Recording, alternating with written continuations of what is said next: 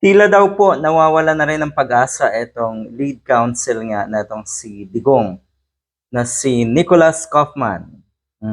Siya po ang abogado ni Digong. Bakit nga ba nasabi natin na nawawala na rin ng pag-asa? Pero sabi ng iba, wala naman sa kanya yan dahil bilang abogado, abay kumikita siya, di ba?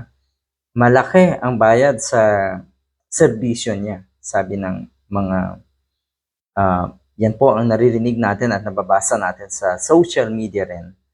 Pero yun nga, kumpiyansa daw siya na makakauwi etong si Digong sa Pilipinas. Makakauwi daw. Pero yung sinasabi niya kasi ngayon na tila ba paawa na, dumating na sa punto na hindi na legal ang kanyang nausapin ang kanyang ipinaglalaban, kundi yung emotional na. Kasi ang sabi niya, matanda na daw si Duterte. Let him live out his life in peace, quietly, and don't interfere with him. Yan po ang pakiusap ni Nicholas Kaufman. Sino ba ang gusto mong pakiusapan dyan? Ang ICC ba? Si PBBM ba? Kasi mukhang ganyan ang gusto niyang ipunto dito eh. Ayon kasi sa kanya, gusto daw niyang makausap din si PBBM kung may pagkakataon para tiyakin sa kanya na walang ibang mangyayari kung papayagan itong makauwi si Duterte sa Davao City. Yon, gustong makausap ni Kaufman si PBBM.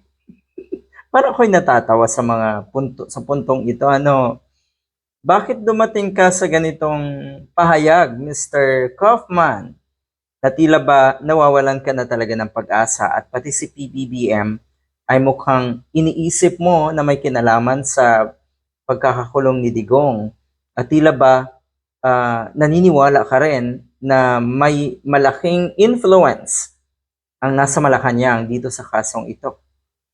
Paano yan? Paano yan? Baka ihuyo ka ni PBBM at hindi ka pagbigyan sa gusto mong mangyari. Dahil ang totoo niyan, bakit kailangan yung ituro ang nasa Malacanang? Kagagawan, ginawa ito ni Digong, itong mga kaso na nakahain sa kanya, yung pinagbabayaran niyang kaso ngayon. At kung may ginawa man ang Malacanang, siguro ay yun ay para lang ilagay sa tamang proseso at sa ayos ang lahat. Katulad ng pag-aresto kay Digong, tamang proseso, legal na proseso. Yun lang yun.